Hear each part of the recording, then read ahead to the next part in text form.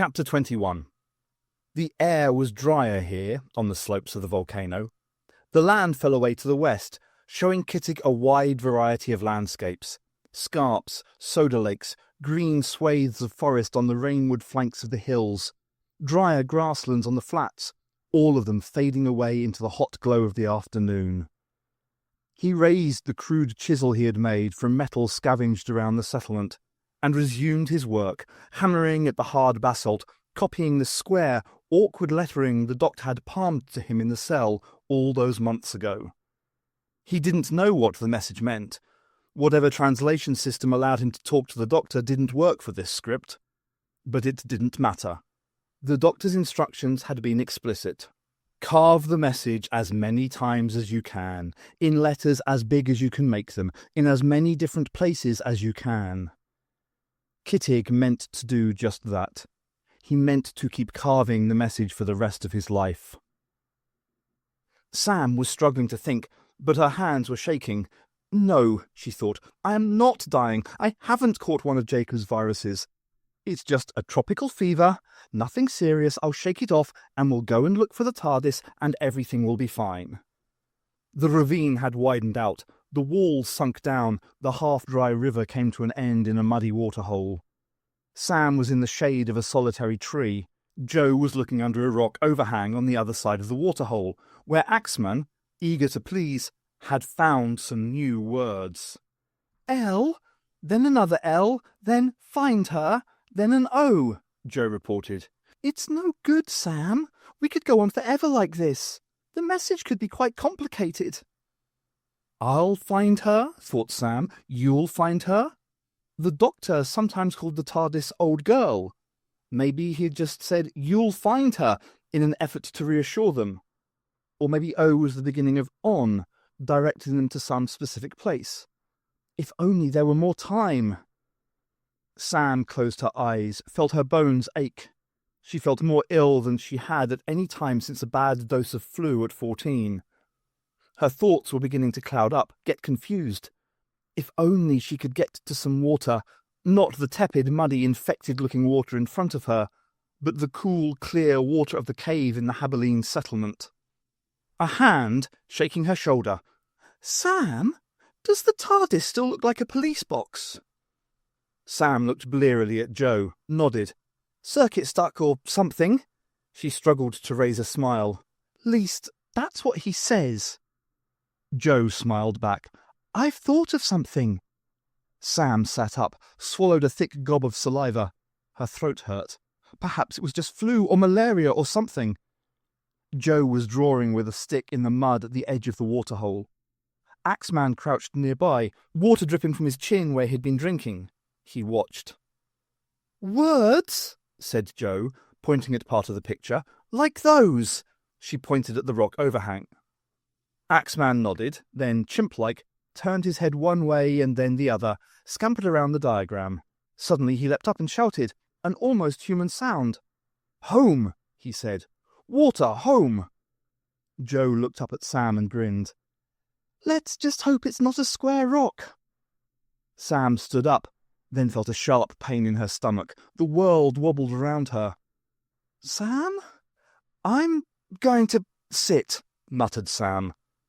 Then her legs gave way underneath her. Morvril watched as the honour guards burnt the curtains on the cairn of stones by the river. They were in full armour, lights glittering, polish gleaming, their eyes respectfully turned away from their commander. These were the curtains that had hidden the pictures of death. No, the pictures of Tractite history. Oily smoke rose from the curtains. She remembered that they were made from some unnatural plastic fibre of human manufacture. Well, there would be no more of that. No more humans. Kittig was a fool, thought Morvril, a product of his culture. He had never known anything but peace, civilization, easy living. He couldn't accept his past, couldn't accept that all living was based on the blood of dying. She ought to have him hunted down and shot, but she knew she couldn't bring herself to do that, which meant she had no alternative. She couldn't have Kittig wandering around loose and the doctor alive. One day, somehow, Kittig might contrive to get the doctor out. It was improbable, but not impossible. It was too much of a risk. Whatever she felt about the matter, it was a military necessity now. She was going to have to kill the doctor. Now. She saluted the guards, turned away, and trotted towards the main dome. "Wake up! Sam, you've got to wake up!" "Okay, Doctor. Come on, I can't leave you, they'll kill you." "Vampires, Zygons, hyenas, wolves." Water. Warm, weedy-smelling water running down her face. "Sam!" Joe's voice. Sam wiped the water from her face, felt the precious drops trickle down her throat. Hands touched her face. Cool hands, bristly, smelling of water and earth. Sam drank. When the water was gone, she sucked greedily at the wet fingers, searching for more. The hands were gently removed. She opened her eyes, saw Axeman knuckle walking away, chimp style, to scoop more water from the muddy pool. Joe was looking down at her. "Can you stand up?" Sam frowned. Her body felt as if it was separate from her, somewhere below her perhaps. She was aware that it ached, that it was hot and shivering and seared with cramp. She put a hand on the ground, felt cool, grainy earth, pushed, and found herself standing. "I can stand, I can walk. How far do we have to go?" "Back to the gorge, I think." Axeman had returned with more water. Sam sucked it out of his cupped hands, still greedy for more. "I'm not sure you should be drinking that stuff. You could catch typhoid." "The TARDIS has antibiotics. If we don't get to the TARDIS fairly soon, I'm dead anyway." That sounds suitably cool, thought Sam distantly. I'm dead anyway. It's probably better not to think about what it means any more than I'm going to think about, if I fall over again, leave me, all right? Joe stared at her. "No, as a matter of fact, it's not all right. You're not—" "What would the doctor say?" mused Sam blearily. "Try this. It isn't just you and me. It's the whole future of the human race, the future of everything. You have to get to the TARDIS and find the doctor. You can't let me slow you down." Axeman was gesturing out across the yellow plain, towards the russet-coloured hill that was his home. Sam didn't need a translation. She started walking. She felt as if she were pulling her own legs up and down with long strings, but the mechanism of her body worked. She moved forward into the sun. After a moment, she heard Joe start to follow her. The eyes were just the same, staring at her from the same sunken sockets. "You're here to kill me," said the doctor conversationally. Morvril said nothing. She could feel the weight of the human-made blaster she always carried, just as if it were the first time she had ever worn it. "Kittig didn't like what he saw," the doctor went on. "So he's gone and left you. So now you're going to finish me off because you loved Kittig and you don't want to believe you aren't good enough to be his friend." Morvril reached for the blaster. "You're a danger to my species, to Kittig, to everyone." The doctor closed his eyes. "No, I'm not," he said. "Just the opposite." He sighed. "You know, the real reason Kittig left isn't because you killed people, but because you're capable of killing people for stupid reasons like this.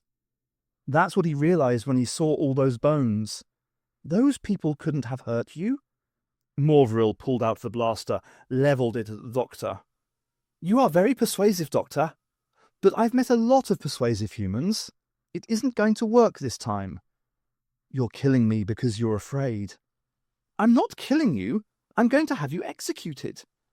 "It's the same thing. It only means you're afraid of pulling the trigger yourself." Morvril let her finger tighten on the trigger, then blinked her night eyes to show him the furious blood there. "Only because I don't want to start a fire," she hissed. The doctor's eyes met hers, and his mind seemed to bore into hers, digging out all the ash, the blood, the charred bones. "The fire started a long time ago," he said quietly. "Don't you think it's time to put it out?" Then he was moving, too quickly. The drip was wrenched from his arm, the blaster was out of her hand, skidding across the floor, and he was past her. But he was too weak for this. He seemed too weak. He must have planned it all. Kittig, the accusations, all of it. And he almost had me fooled. There I was, almost going to let him live again. and Morvril was backing out of the cell, and the door was banging against her flank, trapping her for a second until she could fling it back open. And then she was in the corridor, and he was gone, gone, gone. Where could he have gone? Morvril felt the old, familiar fury building within her. The human had tricked her. He couldn't be trusted. So when he found him, she was going to kill him, without hesitation, without giving him a chance. The Habs were lined up across the front of the gorge, hooting, grunting, screaming, leaping up and down, making gestures with their fists. Scattered words of translation bloomed in Joe's brain. Go, kill, evil, and death. Sam saw stone axes in some of the hands. She looked at Axeman, saw him waving his own axe high over his head. Joe stood behind them. Sam turned back to the row of Haberlines, trying to ignore the sweat dripping from her face, rolling down her body. With difficulty, she suppressed a violent shivering. Go! Sick! Kill! Death! What would the doctor do? Yes, that was it. Life, said Sam, pointing forward into the gorge. Life, in there, for all of you. 50 pairs of Haberline eyes stared at her. Gradually, the crowd noises subsided. The Habs began discussing among themselves, signing frantically. Some began grooming each other. Cuffs and barks were exchanged. Life, repeated Sam, suppressing another violent shudder. Axeman stepped forward. Life. He too was pointing into the gorge. Sam smiled. He trusts us, she thought. That's why he saved my life. She began to walk forward. Wait a minute, began Joe. But Sam didn't stop, just walked towards the Habs, swaying a little. They parted and let her through. The rocks seemed to waver and shimmer ahead of her. Behind her, feet shuffled on stone. Sam looked round, saw Joe, Axeman, all the Habs, slowly shuffling forward. Joe caught up with Sam, said, Do you know where it is? Sam shrugged. Water, home, where do you think? She pointed at the jumbled rocks that roofed the water cave. The dark rock. Basalt. She began climbing the slope, flanked by several of the Habs. Joe followed. The sun was still finding its way to the rocks around the cave, and they were almost too hot to touch. Inside the cave it was still, cool and quiet. Sam knelt at the water's edge, cupped water in her hands and drank greedily. Almost immediately she felt faint. No, she muttered aloud. She felt a hand on her arm, Axeman, pulling her up. Joe giggled. It's ridiculous. For the last 6 days we've been stranded, half an hour's walk from the lifeboat, and we never even knew it was here. Sam smiled. Slowly she walked around the edge of the water, to the crevice at the back of the chamber. Inside the crevice was a surface with a familiar texture. Wood, paint, then metal, the rounded metal of the lock. Sam took the spare TARDIS key from her pocket, opened the door, and stepped forward. The door swung open ahead of her, and she almost fell into a small, claustrophobic wooden box. For a moment she couldn't believe it. She pushed at the wood, felt the bare, smooth substance under her fingers. No! Her voice. She hadn't been aware of speaking. She turned, saw Joe, a faint silhouette against the light creeping in from the entrance to the cave. We're too late, she said. Something must have happened to the doctor. The TARDIS is dead.